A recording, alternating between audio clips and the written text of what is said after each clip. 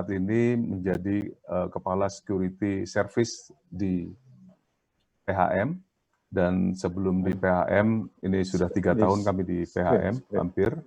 Kemudian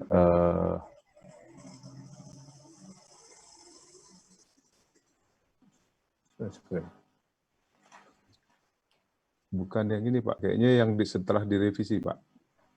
Setelah yang direvisi. Yang revisi ya. Kami 3 tahun, hampir 3 tahun di PHM. Kemudian sebelumnya, ini yang revisi ya Pak Ardiono? Ya, yang revisi nih. Coba di scroll down, please. Oh. Terus.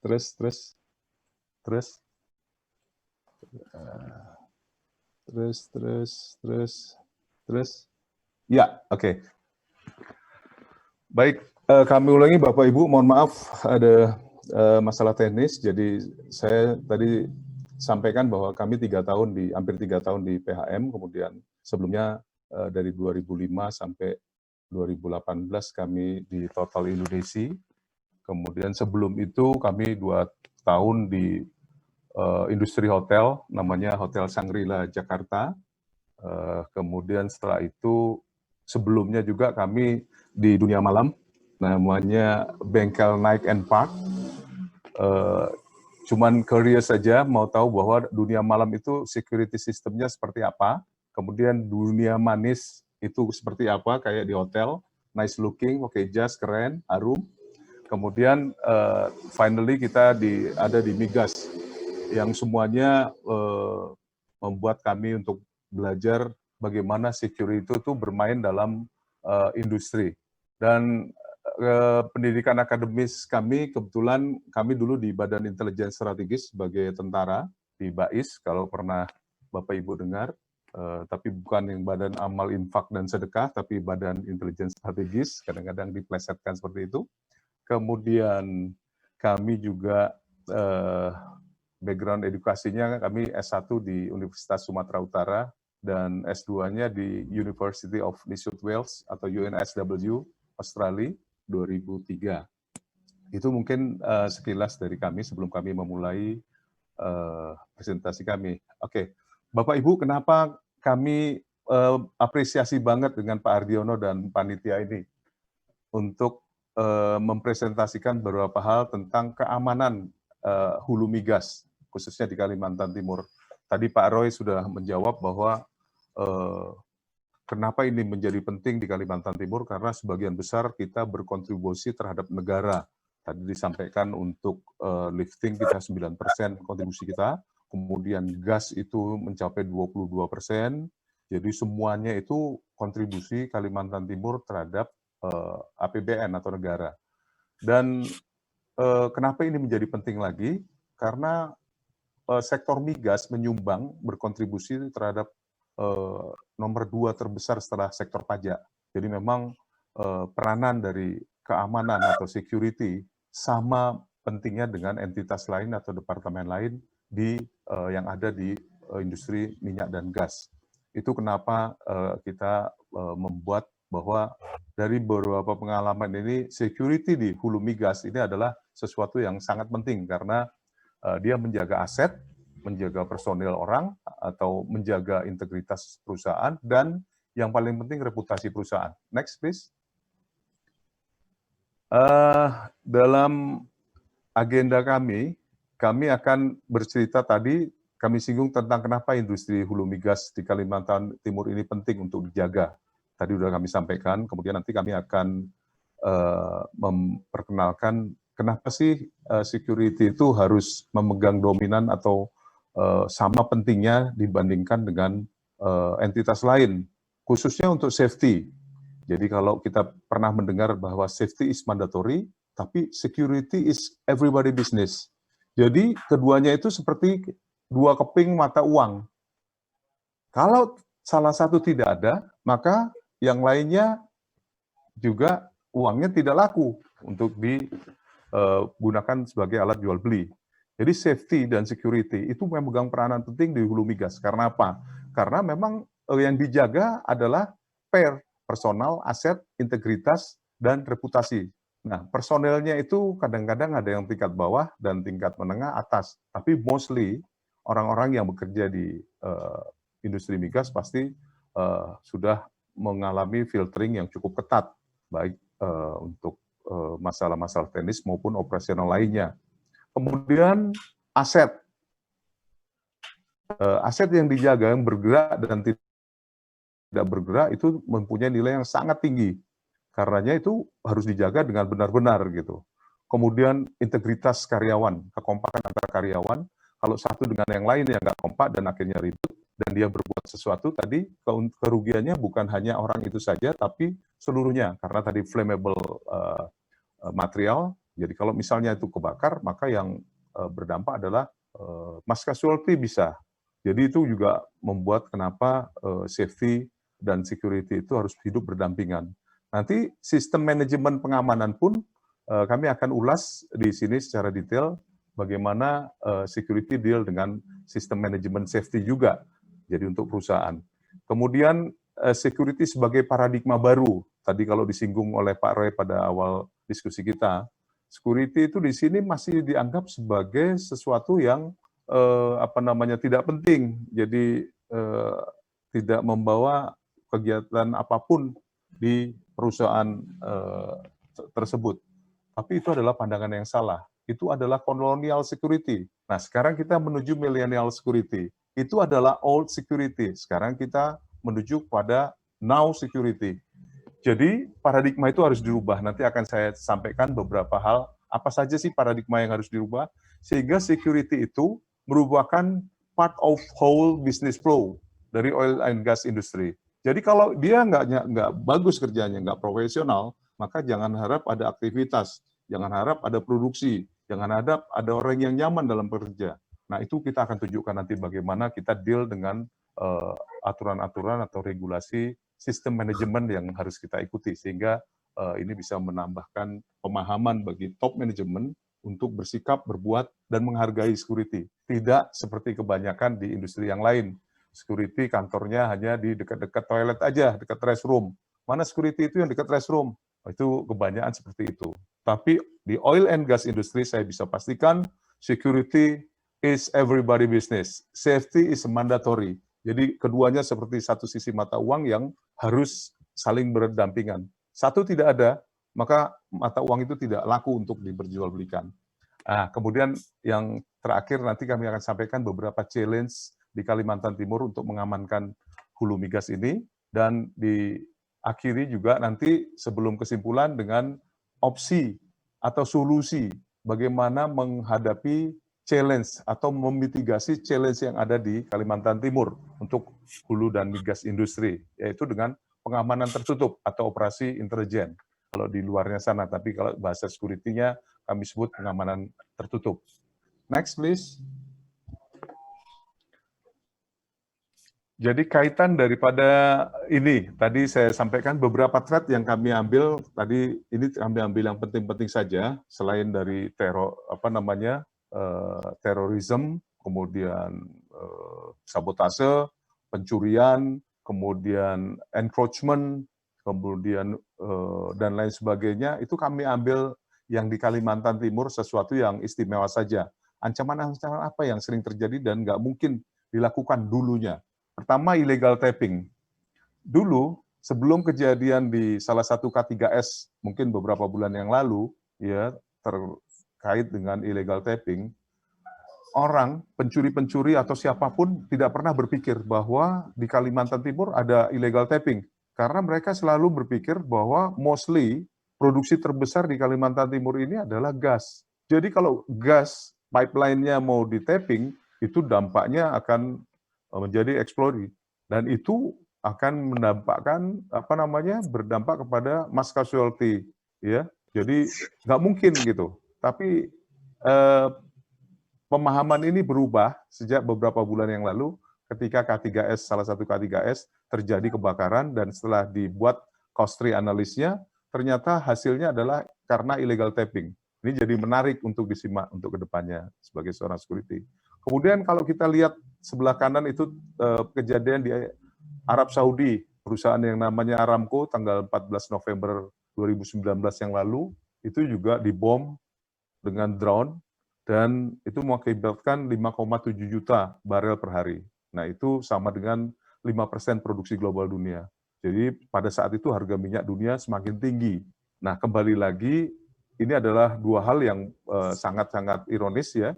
Drone dulu kita anggap sebagai sesuatu yang nggak ada artinya, paling hanya untuk foto-foto, video wedding, dan lain sebagainya.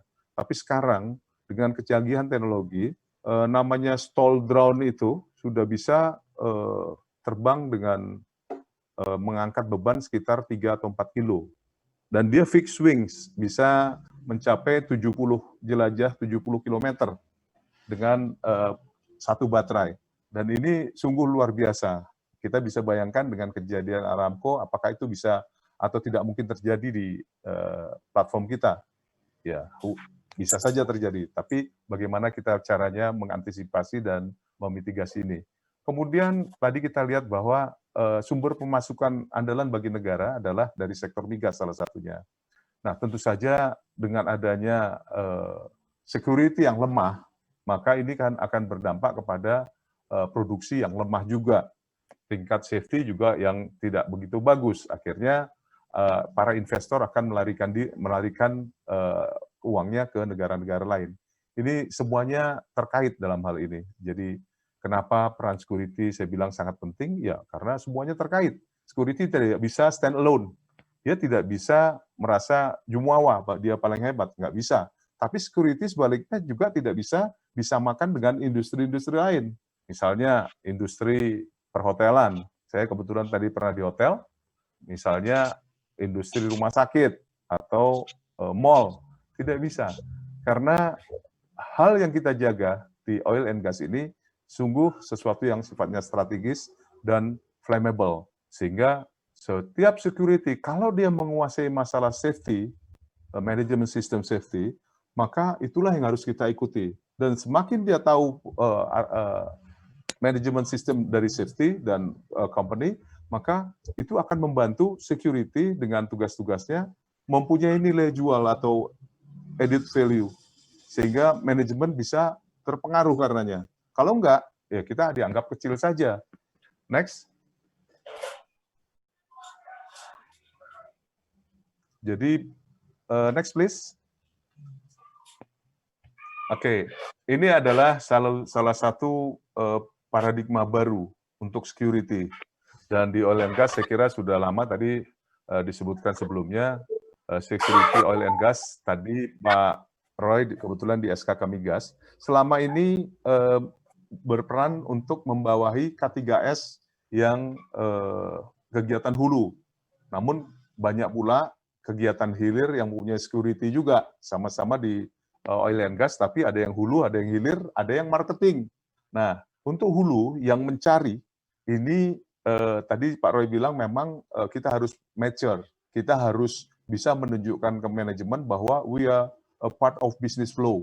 Sehingga mau nggak mau, suka nggak suka, manajemen bisa berpikir betapa pentingnya kita tanpa security. Nah, itu yang harus kita gambarkan kepada mereka. Dulu, security tadi hanya dianggap sebagai guard saja. Cuman berdiri-berdiri aja kerjanya kok, paling hormat kalau ada orang, habis itu duduk-duduk lagi, ngerokok-ngerokok. Nothing. Bisa digantikan dengan K9 misalnya, bisa digantikan dengan teknologi dan lain sebagainya. Jadi harganya memang sedikit, tapi kembali lagi, sekarang ketika menjadi industrial, security juga mempunyai nilai yang lebih. Karena jaga-jaga atau guarding itu hanya sebagian kecil dari tugas security. Ambil BUJP, kasih kontrak, kemudian kita pakai, kemudian kita buatkan KPI-nya. Kalau nggak sesuai dengan ekspektasi kita, go, kita cari yang lain lagi. Masalah kontrak kita bisa ngatur, untuk itu kita harus paham. Masalah asuransi, untuk oil and gas security, asuransinya juga pasti yang terbaik di antara yang lain. Kemudian untuk fungsi kontrol dalam melakukan kontrol dan kegiatan internal maupun eksternal, dia juga memiliki hal-hal yang penting lagi. Kemudian dia juga mampu mengakses atau membuat assessment, risk assessment security, juga bekerja sama dengan safety untuk melihat sesuatu, dan kalau itu nanti akan berdampak kepada kerugian manusia dan barang atau material, bagaimana memitigasinya? Ini juga tugas security zaman sekarang, security industrial. Nah, jadi kalau dulu sifatnya industri security tidak dianggap, maka sekarang kita tunjukkan. Untuk itu, kita harus belajar bagaimana mengelola informasi, bagaimana bekerja sama dengan yang lain, bagaimana menunjukkan assessment kita, bagaimana nilai audit kita tunjukkan, apakah itu dari internal audit atau eksternal audit, sehingga itu juga membuat kita juga dihargai sama dengan entitas atau departemen lain. Nah, secara sistematik, pastilah kita buat itu secara sistematik. Kemudian transparan, tidak ada lagi istilah 86, ya. Misalnya ada inspeksi sebuah trailer yang mau mengangkat sekian pipa, yang panjangnya mungkin sekitar 4 meter dengan diameter 20 inch atau 24 inch. Nah, biasanya sebelum masuk ke premises kita akan adakan inspeksi. Nah, kalau kita juga hanya dikasih koran, kemudian dalamnya ada amplop, oke, maka itu bisa dimasukkan. Tapi untuk security industrial, mereka berbuat itu ada juga yang mengcounter, ada juga CCTV yang melihat. Kalau mereka ketahuan, sekali lagi, masalah compliant, ini zero tolerate. Orang itu harus habis. Sama juga dengan high level position. Kalau dia melanggar hal-hal yang kecil, nah katakanlah seperti apa ini, kleptomania ya. Ada seorang bos juga, ya dari gaji dan penghasilan dia kuat. Tapi karena kleptomania, dia datang ngambil tisu, ngambil mainan yang ada di meja-meja orang, ngambil ini dan lain sebagainya. Itu kalau ketahuan, sekali lagi, berkaitan dengan compliant, itu harus habis. Sama dengan apalagi main hotel. Misalnya ada hotel, kita eligible di bintang 5 atau bintang 4. Tapi karena banyak teman, banyak ini kita mainkan itu dapat klaim untuk kwitansi yang fakta, seperti bintang 5, bintang 4 yang tertulis. Itu kalau ketahuan apalagi, jadi nggak ada ampun. Nah, inilah yang membuat kita betul-betul terbuka bahwa security sebagai industrial sekarang lebih dihargai. Karena ketika kita buat aksi, banyak orang nggak suka. Tapi ketika kita lihatkan hasilnya, kembali orang jadi jatuh cinta. Ternyata mereka juga mengamankan aset kita, personal kita, integritas kita, dan reputasi kita. Kemudian, PAIR itu adalah singkatan dari People, Asset, Integritas, dan Reputasi. Nah, bedanya cuma tipis antara security dengan safety. Security itu kalau dia sesuatu hal yang berkaitan dengan intensional atau disengaja. Sedangkan safety adalah sesuatu hal tindakan yang berkaitan dengan unintentional, tidak disengaja. Jadi kalau ada orang mau mencuri sesuatu ke dalam premises kita, berarti itu disengaja, itu maling. Itu urusan security. Tapi kalau ada misalnya anjing kampung masuk ke atau mungkin kita nggak sengaja kita ketabrak mobil dan lain sebagainya, atau ada tadi yang kaki 4 itu masuk premises kita, itu nggak sengaja, memang itu urusannya safety gitu. Jadi hanya tipis saja bedanya. Tapi keduanya sama dalam memprotek perusahaan dan memberikan rasa selamat dalam karyawannya dalam bekerja. Tadi pendekatan sistem manajemen juga sudah kita singgung, kemudian risk management sudah kita singgung, dukungan dan manajemen tingkat atas. Nah, dalam company strategi polisi, jadi mestinya harus ada tertulis di HSS Key atau Key HSS itu tertulis dalam charter pertama bahwa selain safety merupakan hal yang penting juga security. Jadi biasanya tertulis security dan safety harus menjadi business flow of oil and gas industry di perusahaan ini dan memegang peranan penting. Paling tidak ada statement seperti itu sehingga manajemen tingkat atas mensupport apa-apa yang kita lakukan. Sehingga departemen-departemen lain yang merasa, wah kami yang nyari uang kok, kami yang produksi GSR, kami yang cari ini, kami yang itu. Nggak bisa. Semuanya penting dalam industri hulu dan migas di perusahaan ini. Next. Ini adalah sepintas saja pentingnya manajemen sistem. Tadi ada beberapa sistemnya beda-beda. Kalau tadi Pak Ian bilang ada itu PDCA atau Plan, Do, Cancel Again ya Pak. Sorry, bukan Cancel Again ya. Plan, Do, Check, Act ya. Tadi plan adalah mempunyai proses yang paling banyak. Ketika plan dilakukan itu harus yang terbanyak. Kalau mau do-nya aja sama orang belajar kata Pak Ian. Ya betul. Dalam hal security, kita harus mempunyai plan yang lebih bagus. Sehingga ketika kita melakukan do, itu bisa jalan smooth. Dan ketika kita melakukan control, itu juga bisa dengan sempurna. Ketika kita melakukan X, itu semuanya lancar. Nah, Dalam hal safety, kita kenal ada yang namanya ISRS ya, International Sustainability Rating System. Itu juga dari DNVGL ya, auditor internasional yang biasa mengaudit safety dan security dan entitas lain di oil and gas industry. Nah, di dalam ISRS, roda perputarannya itu berbeda sedikit, tapi intinya sama untuk continual improvement. Jadi untuk menyampaikan goal atau tujuan perusahaan sebagai continual improvement, maka di ISRS mulai dari set ekspektasi. Kita inginnya apa itu? Setelah set ekspektasi, baru plan. Itu tadi yang Pak Yan singgung tadi. Kita buat plan dan plan dan plan lagi. Setelah plan kita operatekan, ketiga, kita operatekan, kemudian setelah dioperasikan, dimonitor. Setelah itu dimonitor, tahap berikutnya baru revise, revision kalau ada revisi. Mana yang kelebihan dikurangin, yang kurang dilebihkan. Sehingga setelah revisi itu baru kita menuju continual improvement. Ya, perbaikan untuk berkesinambungan. Habis itu kita set lagi dari ulangi yang pertama. Jadi sistem manajemen yang kita lakukan ini equals dengan apa yang kita lakukan di luar. Ada yang namanya juga nyebutnya POAC ya. Plan, Organizing, Evaluating, dan Control. Itu intinya sama. Next. Jadi masalah sistem manajemen ini tadi sebagai kita singgung sedikit-sedikit Bapak Ibu karena mengingat waktu juga, tadi ISRS ini adalah standar internasional yang ketika mereka mendapat level paling tinggi 8 sekarang, ISRS level 8 itu tertinggi, tapi sekarang ada ISRS 10 itu untuk industri nuklir itu bisa 10 levelnya yang paling tinggi. Jadi kalau untuk yang sebelumnya itu cuma 8, tapi itu juga jarang yang punya di Indonesia. Saya kira hulu migas hanya beberapa saja yang berpredikat untuk level tertinggi itu. Kemudian Supreme, ini Pertamina menggunakan Supreme, Sustainability Pertamina Expectation for its SSA Management Excellence. Jadi Supreme ini juga kalau ISRS bedanya dia 15 atau ya 15 proses, Supreme dia hanya 8 proses, tapi belakang-belakangannya rempah-rempahannya masih banyak untuk jadikan pertanyaan menuju continual improvement suatu perusahaan. Nah, dulu ada kami kenal di perusahaan lama kami Maestro Management and Expectation Standard Towards Robust Operation. Itu intinya sama aja, cuman prosesnya 14. Kemudian sistem manajemen pengamanan tahun 2007 nomor 24 nih peraturan Kapolri nomor 24 tahun 2007 disebut sistem manajemen pengamanan, itu juga kayaknya hampir sama.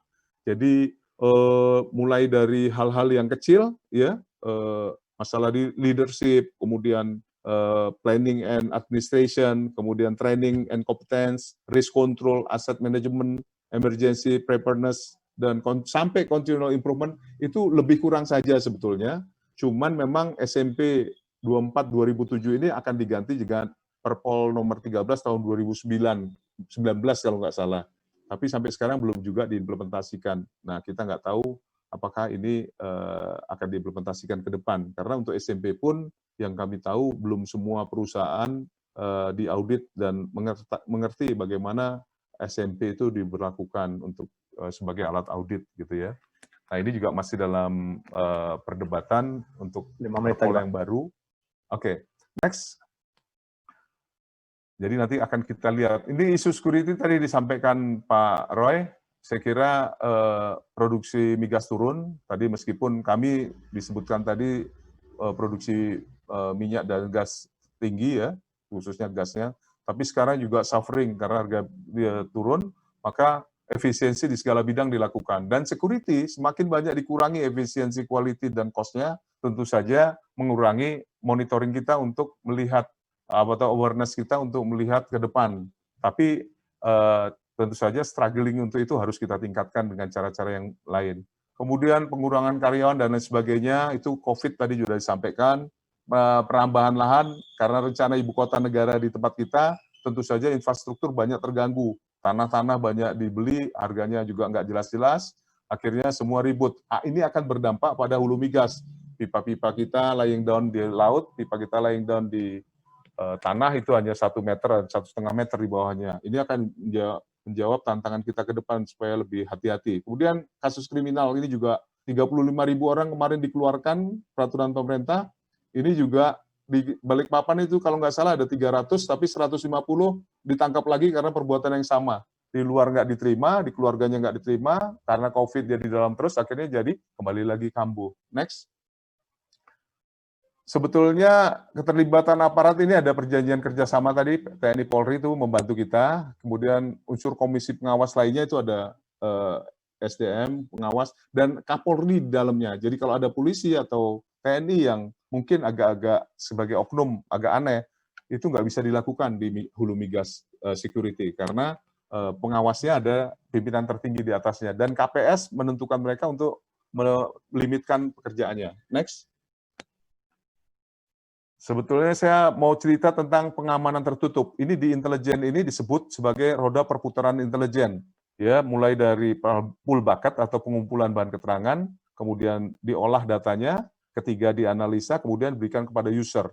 Ini polanya sederhana, tapi kita harus melatih orang-orang yang tertutup. Jadi security secara terbuka yang dilakukan oleh BUJP dengan pakaian biru-birunya tidak cukup menjawab tantangan tugas kita ke depan. Harus dibutuhkan orang-orang yang bisa dan mampu profesional untuk pengamanan tertutup. Jadi orang-orang yang terlatih, mungkin pengamatan penggambaran, kalau teman-teman pernah dengar bagaimana dia di tempat keramaian kasih target untuk cari atau mata-matai seseorang, kemudian sampai dia dapat, gimana caranya, itu kita latihkan. Kemudian kalau ada VIP turun dari mobil, kemudian diserang oleh sekelompok massa, bagaimana dia melakukan membuat escape. Nah, itu juga kita latihkan. Jadi roda perputaran ini tetap kita lakukan, mulai pengolahan data, analisa data, bucket pengolahan pool bucket, pengolahan data, analisa data, dan memberikan ke user. Mengingat waktu, nanti kalau memang ada yang lebih tertarik masalah ini, boleh kita diskusi masalah pengamanan tertutup ini. Karena ini kami lakukan sangat perfect. Next. Di sini salah satu VIP protection. Kami di sini menggunakan pengamanan tertutup untuk VIP protection. Selama ini orang nggak berpikir banyak bahwa security mampu melakukan itu. Kami lakukan yang terbaik. Jadi orang yang terlatih itu tentu saja nggak banyak, 8-10 orang, kami sebutnya tim 8 ya, itu tidak dilengkapi seragam biru-biru. Jadi menyesuaikan kondisi VIP-nya. Dan dia berada 2 meter atau 3 meter di belakang VIP, kemanapun dia pergi. Kemudian dia dilengkapi dengan radio trunking yang jangkauannya cuma lumayan luas. Nah, yang ketiga yang menarik, dia ahli di bidang first aid dan AED atau automatic external defibrillator atau alat pacu jantung. Kenapa kita bawakan itu? Karena biasanya VIP itu rentan jantungnya, terganggu stres. Orang ribut stres, dan dia menjadi sasaran masyarakat yang lain untuk dikenakan. Karena apa? Kalau dia yang kena, akan beda dengan saya yang kena. Dia yang kena, nilai publikasinya semakin tinggi. Kemudian dilengkapi dengan telepon satelit. Kenapa? Karena sekarang dengan alat-alat yang teknologi canggih, bisa di-jamming. Ketika kita mengawal VIP, kalau kita di-jamming apapun, satelit telepon kita bisa naikkan.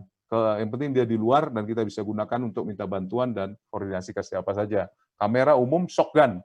Shotgun ini dibutuhkan, kalau dia bersenjata, ya ada security yang bersenjata, tapi izinnya susah. Kita pakai shotgun, itu mungkin 100.000, 200.000 volt. Jadi hanya getar-getar stres, kemudian kejang-kejang dikit, tapi masih aman. Kemudian dilengkapi dengan KTA, kartu bandara kalau kita jemput ke bandara. Next. Jadi Bapak Ibu sekalian, karena waktu, kami akan simpulkan beberapa hal. Security kita, kalau mau dihargai lebih oleh security, oleh manajemen kita, maka kita harus menempatkan security kita bukan sebagai state security, atau dikit-dikit minta bantuan polisi, dikit-dikit minta bantuan TNI. Lantas kerjanya apa dong security kalau hanya minta bantuan aja, nggak punya ide atau kreativitas untuk mengamankan wilayah kerjanya. Nah, kita mengarah kepada industrial security. Tadi saya sebutkan dari colonial security colonial security menjadi millennial security. Dari old security menjadi now security. Nah, itu yang harus kita itu. Untuk itu kita harus tahu bagaimana mengakses, kemudian bagaimana buat kontrak, bagaimana membuat dan lain sebagainya, itu syarat mutlak yang harus kita lakukan. Kemudian security management system harus kita ikuti. Tadi plan betul, plan, dan plan again. Jadi kalau PDCA ya kita ikutin PDCA-nya. Kalau pakai POAK, ikutin POAK-nya. Kalau kita pakai ISRS, mulai set ekspektasi sampai continual improvement, lakukan, pelajari itu. Kemudian dukungan manajemen tingkat atas harus tertulis dalam Standard Charter of Key HSSE atau Company Strategy Policy, bahwa security juga bagian part of business flow oil and gas yang penting. Itu harus tertulis. Kalau nggak tertulis, orang nggak tahu bahwa kita penting. Jadi dukungan dari atas atau top down perlu. Kemudian harus memiliki teknik marketing. Kalau kita dapat menggagalkan pencurian, misalnya platform tadi yang Pak Roy sampaikan, memang kabel nilainya cuma 100-200 US dollar, tapi ketika kabel dipotong, itu shutdown. Kalau shutdown, mau start up-nya lagi, itu perlu waktu. Tinggal kalikan aja, berapa banyak produksi kita, kali berapa waktu itunya. Kemudian kalau misalnya rig move itu nelayan paling senang, karena dia biasanya cari ikan, nah ikannya jadi rig, dia cari rig move, hari ini dia tahu rutenya mau kemana, besok dipasang julu-julu atau tangkap kayu-kayu itu di depannya. Karena pasti lewat situ. Nah, begitu rig lewat di situ, langsung kena kita. Nah, kita perlu drone, kita perlu orang-orang intelijen yang tertutup tadi untuk memfoto daerah-daerah sebelumnya. Sehingga kalau ada yang seperti itu, tangkap, masukkan. Nah, itu untuk marketing kita perlu seperti itu. Jadi, apa-apa yang kita lakukan teruji, terukur, dan itu bisa memitigasi hal-hal yang penting di perusahaan kita, sehingga manajemen tahu bahwa kita berbuat. Ada sesuatu, something different dengan security. Betul, kita cuma security, tapi without security, you cannot improve your production. Dan kalian nggak gajian. Nah, itu harus berani kita sampaikan dalam setiap campaign ke semua entitas. Kemudian finally saya akan sampaikan bahwa safety is mandatory, ya betul, tapi security is everybody business. Jadi keduanya ini sama-sama penting. Tadi saya bilang di awal, keduanya seperti dua sisi mata uang yang mempunyai nilai jual kalau berdampingan. Tapi kalau salah satu kita nggak tahu ilmunya safety juga nggak sejalan dengan security, ini uangnya nggak akan laku. Demikian, terima kasih, mohon maaf kalau ada kesalahan. Assalamualaikum warahmatullahi wabarakatuh. Waalaikumsalam.